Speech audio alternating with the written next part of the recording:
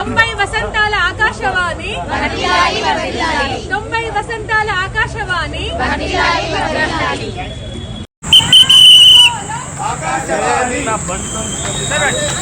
అందరికీ నమస్కారం అండి. మీరు చూస్తున్నది మే 8వ తారీఖు 2026వ సంవత్సరం ఆకాశవాణి 90 వసంతాలు పూర్తి చేసుకున్న సందర్భంగా ఆకాశవాణి వరంగల్ కేంద్రం ప్రాంగణం నుంచి కేయు మొదటి గేటు వరకు వాకథాన్ కార్యక్రమాన్ని నిర్వహించారు.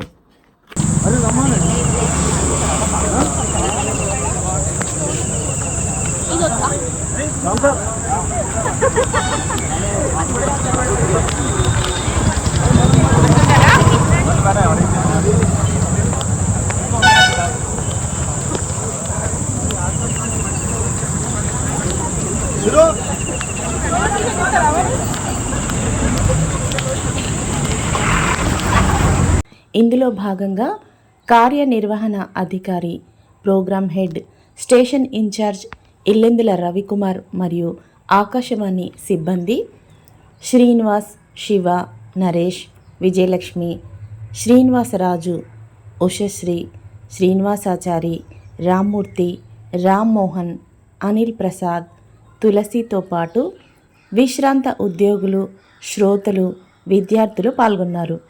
ప్రోగ్రామ్ హెడ్ ఇల్లెందుల రవికుమార్ మాట్లాడుతూ ఆకాశవాణి వాక్థాన్ కార్యక్రమం విజయవంతమైందని అన్నారు.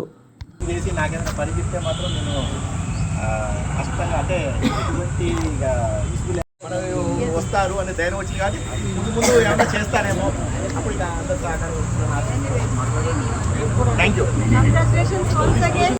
అలాగే ఆకాశవాణి వ్యాఖ్యాతలు సదానందం, కేదారి, చంద్రశేఖరరావు, రామకృష్ణ, సతీష్, పల్లె నాగేశ్వరరావు, పి శ్రీనివాస్, మగ్ధూమ్, జె శ్రీనివాస్, ఎల్లయ్య, చిరంజీవి, కిషోర్, శ్యామ్, స్వప్న, సంధ్యారాణి, శోభారాణి, మమత, స్వాతి, వాణి, సుమలత, చైతన్య, భాగ్యలక్ష్మి వీరందరూ పాల్గొన్నారు.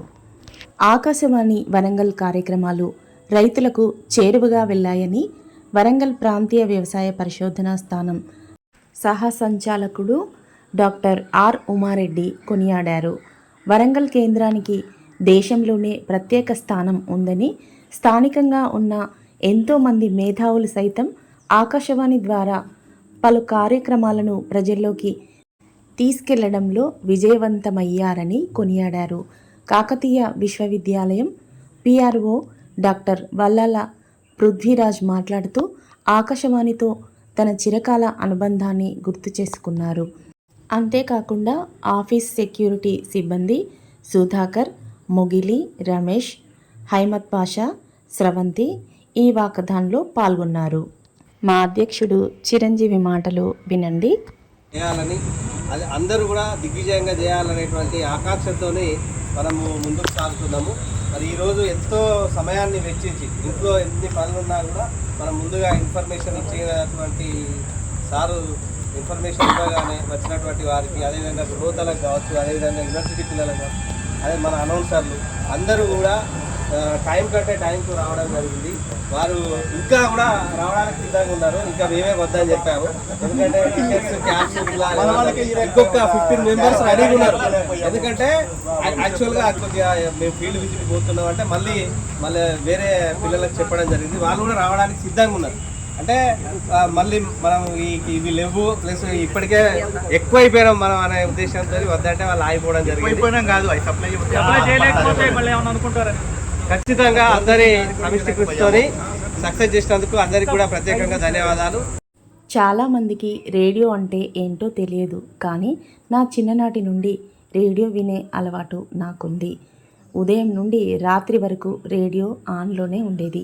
అప్పట్లో రేడియో వింటూనే టైం చెప్పేవారు. అంటే ఏ టైంకి ఏ కార్యక్రమం వస్తుందో దాన్ని బట్టి చెప్పేవాళ్ళు.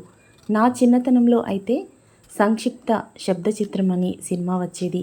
ఇంకా ఎన్నో నాటికలు, బాల వినోదం, బాలానందం, చిన్నక్క, ఏకాంబరం, పెద్దయ్య, పొలం కబుర్లు చెప్పేవాళ్ళు.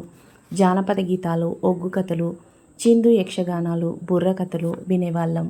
ఇక ఇప్పుడు రేడియోలో వచ్చే కార్యక్రమాలు కొన్ని చెప్తాను. శాస్త్రీయ సంగీతం, లలిత సంగీతం, వార్తలు, ఉద్యోగ సమాచారం, భక్తి గీతాలు, కిసాన్ వాణి అంటే రైతులతో ఇంటర్వ్యూ, పంట పొలాలు అంటే ఇది కూడా రైతుల కోసం చేసే ఇంటర్వ్యూ కార్యక్రమం అన్నమాట. ఇక డాక్టర్లతో ఇంటర్వ్యూలు, ఇంకా మనోరంజని శ్రోతలు ఉత్తరాలు మరియు వాట్సాప్ ద్వారా కోరే సినిమా పాటలు, ఇంకా హలో ఎఫ్ఎం ఫోన్ ఇన్ కార్యక్రమాలు, ఇంకా సినిమా పాటలు కూడా వినవచ్చు. ఇవన్నీ వినాలంటే మీ ఇంట్లో రేడియో ఉండనవసరం లేదు. News on AIR app download చేస్తే చాలు, రేడియో వస్తుంది. ప్రపంచంలో ఉన్న వాళ్ళందరూ ఎక్కడి నుండైనా రేడియో వినవచ్చు. ఇంకెందుకు ఆలస్యం, మీరు కూడా డౌన్లోడ్ చేసుకోండి.